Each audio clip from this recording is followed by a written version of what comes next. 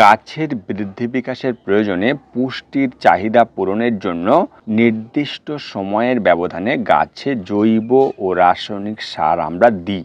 অনেকেই আবার এই রাসায়নিক সার গাছে দেওয়া একেবারেই পছন্দ করেন না। সেজন্য আমরা যদি বাড়ির বাতিল জিনিসগুলো ফেলে না দিয়ে সেগুলোকে কাজে লাগিয়ে এনপিকে ও অনুখাদ্য সমৃদ্ধ এই পুষ্টিকর জৈব সার আমরা বাড়িতে নিজেরাই বানিয়ে নিতে পারি, তাহলেই কিন্তু খুব সুবিধা হতো। তো কিভাবে এই জৈব সারটি তৈরি করবেন, এই সার কোন কোন গাছে কতটা পরিমাণে দেবেন, কতদিন পর্যন্ত স্টোর করে রাখতে পারবেন, এই সব কিছুই বলবো আজকের ভিডিও জুড়ে। তো সেজন্য স্কিপ না করে পুরো ভিডিও মন দিয়ে দেখতে থাকুন।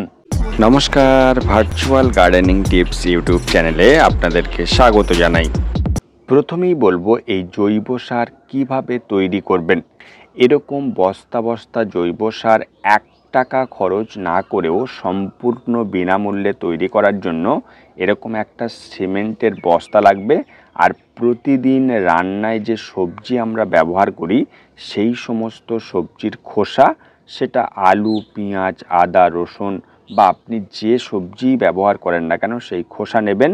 এছাড়া ফলের খোসা ও ঠাকুর ঘরের বাতিল ফুল সহ ছাদ ঝাড় দেওয়ার পর গাছের যে শুকনো পাতাগুলো পড়ে সেগুলোকেও এই সার তৈরির কাজে লাগানো যাবে।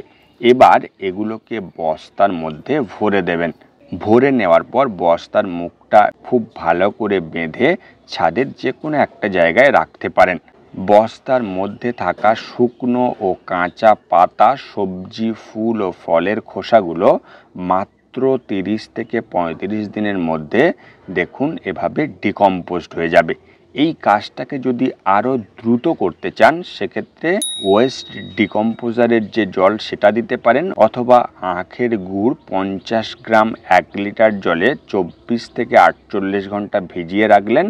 রাখার পর এই বস্তার মুখগুলোকে খুলে কিছুটা পরিমাণ জল এভাবে 7 দিন অন্তর অন্তর 2 থেকে 3 বার যদি দেন তাহলে এই 35 থেকে 40 দিনের কাজটা 20 থেকে 25 দিনের মধ্যে হয়ে যাবে। দেখুন এখানে মাত্র 30 থেকে 35 দিনের মধ্যে যে সবজির খোসাগুলো দিয়েছিলাম সেগুলো খুব সুন্দরভাবে ডিকম্পোস্ট হয়েছে।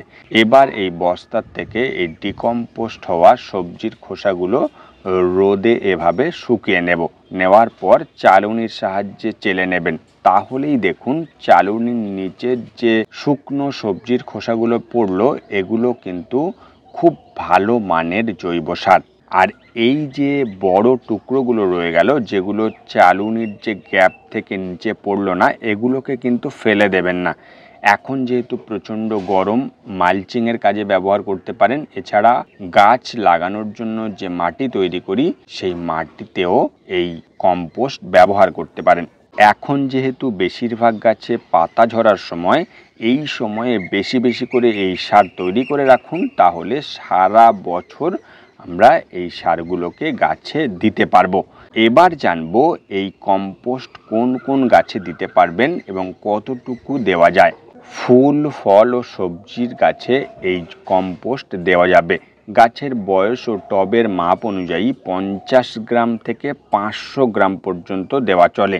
গাছের গ্রোয়িং পিরিয়ডে যদি এই সার দেওয়া যায় তাহলে গাছের গ্রোথ খুব ভালো হবে। এছাড়া গাছ লাগানোর জন্য আমরা যে মাটি তৈরি করি সেখানেও দেওয়া যাবে, সে কথা আগেই বলেছি। তবে অর্কিড, স্যাকুলেন্ট ও বিশেষ কিছু ইনডোর প্ল্যান্টে এই সার একেবারেই দেওয়া যাবে না, সেক্ষেত্রে ফাঙ্গাসের সমস্যা দেখা দিতে পারে।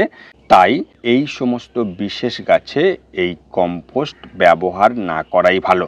এই সার আপনি যতদিন চাইবেন সংরক্ষণ করে রাখতে পারেন। সেক্ষেত্রে ছায়া ও বৃষ্টির জল যাতে এই সারের মধ্যে না পড়ে সেরকম জায়গায় এই বস্তাগুলোকে রাখবেন। এই সার উৎকৃষ্ট মানের ও শক্তিশালী জৈব সার। গাছের সব ধরনের পুষ্টি রয়েছে, সেটা এনপিকে হোক বা অনুখাদ্য, যেটা গাছগুলোকে দ্রুত বাড়ানোর পাশাপাশি ফুল ফলও দেবে প্রচুর। তো যেভাবে বললাম, বাড়ির বাতিল বা ফেলে দেওয়া জিনিসগুলোকে কাজে লাগিয়ে এভাবে জৈব সার আপনি নিজেই তৈরি করে ফেলুন। তো এই ছিল আজকের ভিডিও। কোনো প্রশ্ন থাকলে কমেন্ট বক্সে লিখুন, ভিডিওটি লাইক ও শেয়ার করবেন, আর এরকম ভিডিও পেতে চ্যানেলটি সাবস্ক্রাইব করে পাশে থাকা নোটিফিকেশান বেল অল করে দিন। তাহলে এরকম ভিডিও দেওয়ার সাথে সাথেই আপনার ফোনে নোটিফিকেশান পৌঁছে যাবে আর আপনি সেই ভিডিও সবার প্রথম দেখে নিতে পারবেন। দেখা হচ্ছে নেক্সট ভিডিওতে। নমস্কার।